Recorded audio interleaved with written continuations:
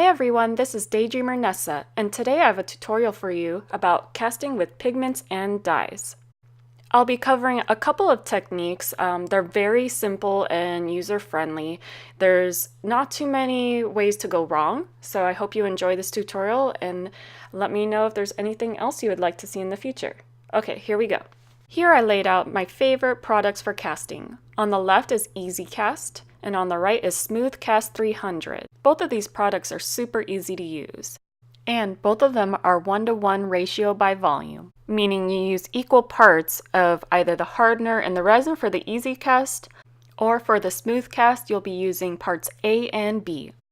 Casting powder with plastic will be the first one I'm going to be showcasing today. It is a super simple effect, and one of the most well-known brands called Smooth On carries a line called Cast Magic Powders. For these metallic stars, all I need is the Cast Magic powder in a shade of gold that I like, my silicone star mold, and just a generic art brush. Nothing special, just something I'm okay with not ever using again for painting purposes. Because I don't need too much powder for this, I dump some into the lid. I tap my brush gently, get rid of any excess. I then take my silicone mold and start brushing on very thin layers. You'll want to not get too much on the brush or layer it on too thick because then you'll get clumpy, and you just want a nice smooth application of the gold powder onto the silicone mold. Here I'm pointing out where the silicone mold actually isn't completely coated in the powder. This is why you want to pay close attention when you're coating these silicone molds. What will happen is you'll end up with bare spots, and the original color of the plastic will show through and you won't have any of the pretty powder. Here is Smooth Cast doing its magic. It cures super fast. I would say within 15 minutes you have a finished piece. And here is the final look on a completed costume.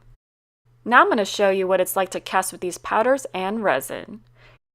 This I wanted a stone marbleized look, so I used Easy Cast and a couple of dyes along with silver powder to create this look.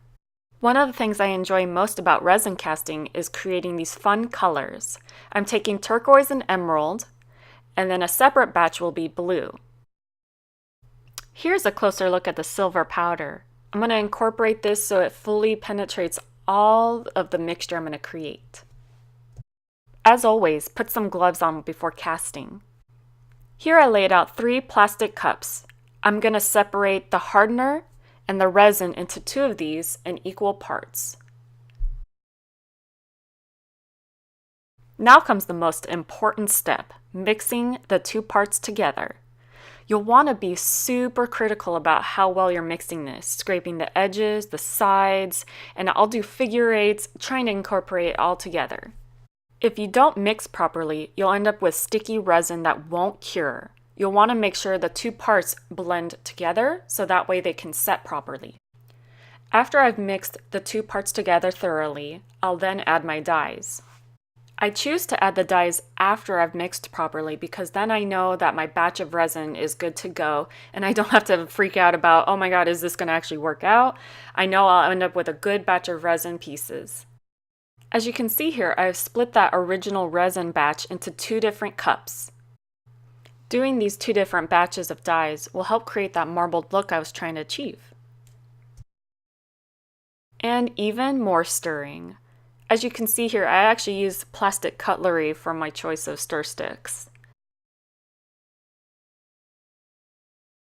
I was being a little impatient and actually it was kind of hard trying to do the tutorial and mix the powder in, so I just took the whole tub and tried to gently pour some in. I incorporate it into the blue resin dye. Here you can see it. I'm going to mix it completely thoroughly. You don't want to end up with chunks or any of the powder clumping together. You want to incorporate it. That's probably the biggest key about when you're casting with resin, is making sure you're just being so meticulous with your stirring. It looks so cool. So here I'm incorporating the other mixture of the emerald dye into the other mixture of the silver powder and blue. Mixing it a little bit to create that marbled look, and I'm going to be pouring it into the mold now that I have the kind of look I was going for. And finally, I'm pouring it into the mold slowly. The painful wait of like 24-hour plus now begins as I wait to pull out the gem.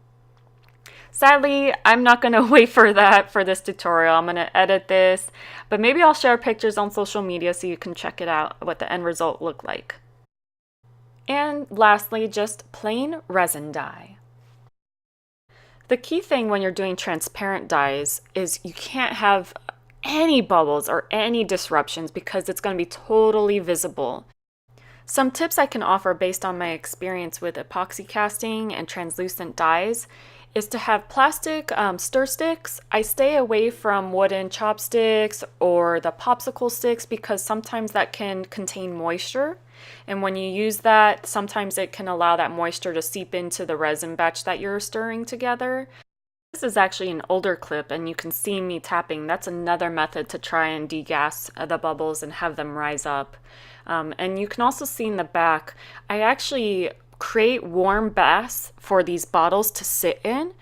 I'll let them sit in there for about 5 minutes or so. This heats up the material inside and it makes it a little bit easier. I find that I won't have as much bubbling when I do this. So those are just kind of a couple of tips that I suggest if you're going to be doing clear translucent gems. But yeah. And that's it, folks.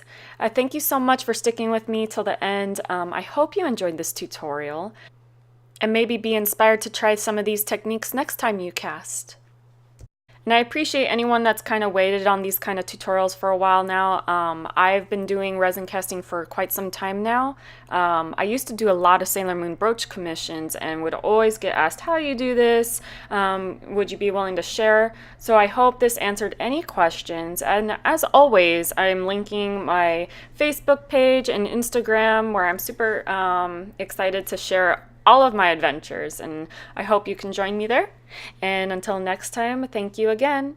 Bye-bye.